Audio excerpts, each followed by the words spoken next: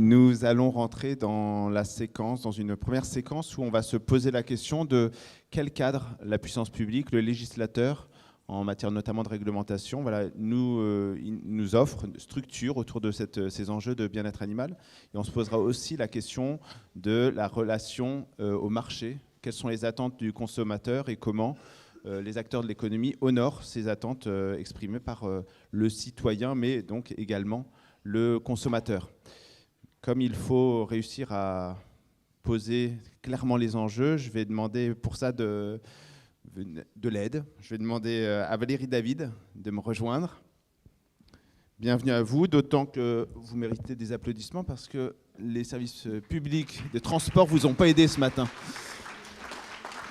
Effectivement, j'ai eu quelques petites difficultés à l'arrivée à la gare de Rennes, mais bon, tout s'est bien terminé, donc je suis contente d'être parmi vous. Merci d'être là. Vous êtes chef de service bien-être et santé animale à l'Institut de l'élevage. Exactement. Et la question, le défi qu'on vous a posé, voilà, c'est de nous donner une visibilité sur quels sont les enjeux que contiennent ce débat et les questions en général, voilà, auxquelles il faut répondre. Je vous remercie. Donc effectivement, c'est plutôt, donc je ne vais pas vous parler de solutions concrètes, hein, puisque comme ça a été dit en introduction, ça fera l'objet des présentations qui vont suivre et notamment des présentations de cet après-midi. Mais en fait, ce qu'on m'a demandé de vous faire, c'est plutôt un exposé introductif de cette journée qui remet un peu l'ensemble des interventions qui vont suivre dans les questions et les enjeux autour du bien-être en élevage. Donc, je vais structurer ma présentation autour de 3 points. La première, donc, je vais vous parler de l'enjeu de réassurer le consommateur, l'enjeu de la réassurance du consommateur et du citoyen par rapport à certaines pratiques d'élevage qui aujourd'hui sont quand même beaucoup questionnées par la société. Le deuxième point, donc, je vais vous parler de l'importance en fait d'intégrer les solutions qui peuvent être proposées ou mises en œuvre dans les exploitations dans une approche plus globale, c'est-à-dire de ne pas se contenter de raisonner ces solutions par rapport au bien-être animal, mais d'intégrer l'ensemble des enjeux auxquels les filières et les élevages sont confrontés.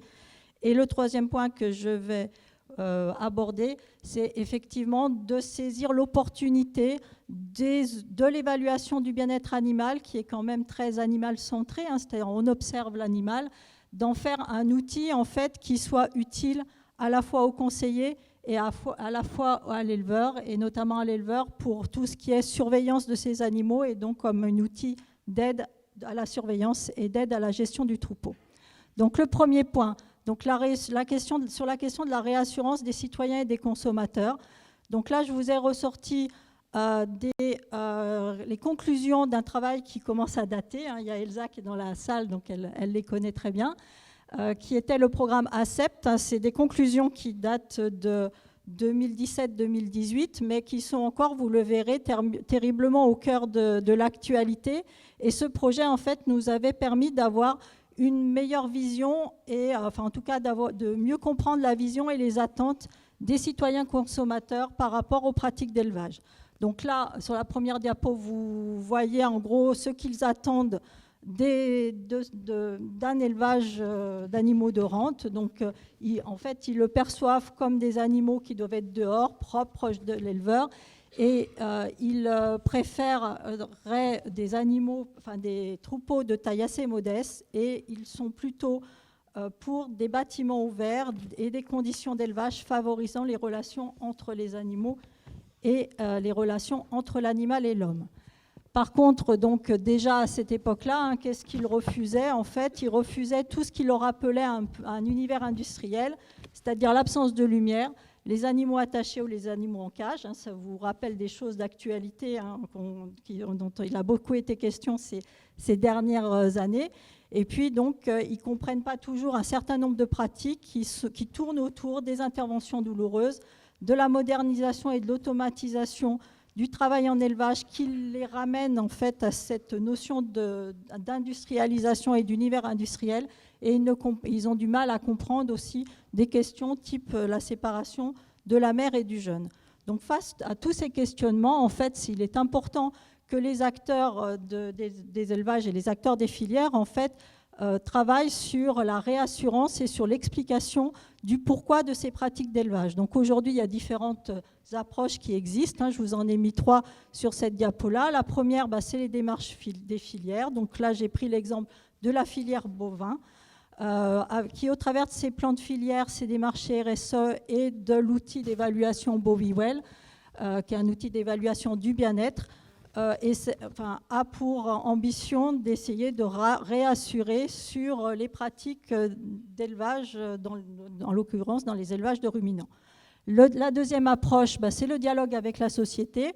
Donc là, l'idée, c'est bien d'essayer de faire changer la perception du citoyen et du consommateur par rapport aux pratiques d'élevage, c'est-à-dire lui expliquer le pourquoi des pratiques d'élevage, le former, l'informer, voire co-construire avec lui. Et la troisième approche, qui fait l'objet ces derniers temps de beaucoup de questionnements et de travaux, qui est l'information sur les pratiques d'élevage. Donc là, je vous ai mis des résultats récents de l'Eurobaromètre 2023 et les résultats d'une consultation publique qui avait été faite par la Commission européenne lors de la révision de la réglementation européenne. Et on voit au travers de ces enquêtes et de cette consultation qu'il y a quand même beaucoup de citoyens consommateurs qui souhaitent avoir plus d'informations sur la façon dont les animaux sont élevés. Donc ces démarches, elles ont chacune leurs avantages et leurs inconvénients.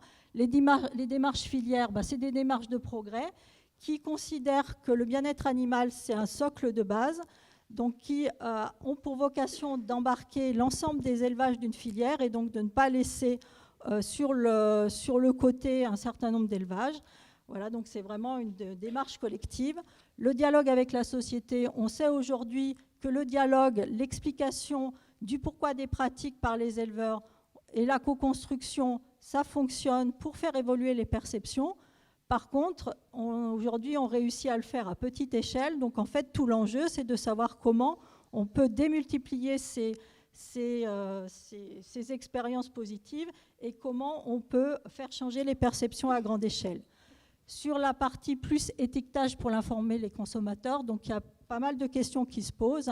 C'est qu'est-ce qu'il faut étiqueter, comment étiqueter et comment assurer la traçabilité des pratiques. Donc ça, c'est des questions très techniques a priori, qui n'auraient pas de problème à être résolues. Par contre, ça pose quand même des questionnements éthiques, puisque là, on n'est plus sur le bien-être animal comme un socle de base, mais bien comme un critère de segmentation, voire de marketing. Il y a aussi des questions autour du fait qu'on multiplie sur les produits alimentaires les étiquetages, les labels qui risquent de brouiller le message et la perception et la visibilité, la compréhension pour le consommateur. Et puis donc, si on parle de segmentation de marché, quid de la rémunération de l'éleveur. Une autre façon de rassurer sur les pratiques d'élevage, c'est de se poser, pour certaines d'entre elles, c'est de se poser la question de les faire évoluer. Et donc notamment pour les pratiques qui aujourd'hui sont le plus questionnées. Mais cela, si on veut les faire évoluer, il faut trouver des solutions opérationnelles. Donc ça mobilise de l'innovation, à la fois de l'innovation technique, mais aussi de l'innovation organisationnelle à l'échelle des élevages, voire à l'échelle des filières. Donc l'innovation, ça demande du temps, ça demande des moyens. Et puis une fois qu'on aura des solutions opérationnelles, il faut pouvoir les déployer et accompagner les éleveurs et les filières dans les évolutions. Et là aussi, ça demande du temps et des moyens. Donc, une fois qu'on aura les solutions opérationnelles, ça m'amène à passer à la deuxième partie de mon intervention.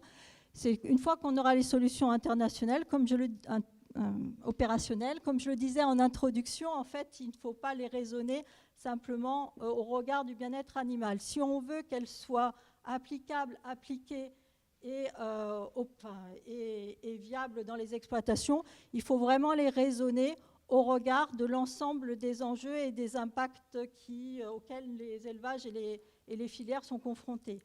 Notamment, si on propose une solution technique pour améliorer le bien-être animal, Cela peut avoir un impact sur les performances technico-économiques de l'exploitation, sur le revenu de l'éleveur. Ça peut aussi avoir un impact sur l'environnement. Ça peut avoir un impact sur les conditions de travail, sur le confort au travail, voire même peut-être sur l'attractivité du métier pour les éleveurs.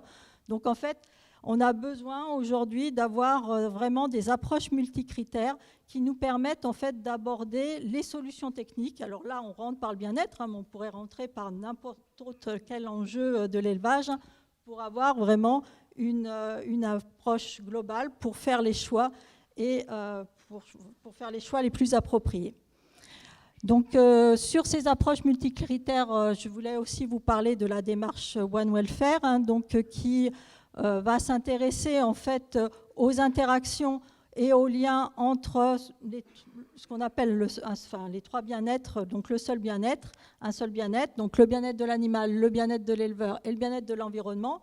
Aujourd'hui, ces approches, le terme de One Welfare est encore un terme un peu conceptuel, qu'on n'arrive pas encore à rendre très opérationnel dans le cadre de l'accompagnement et de l'accompagnement des éleveurs dans les évolutions.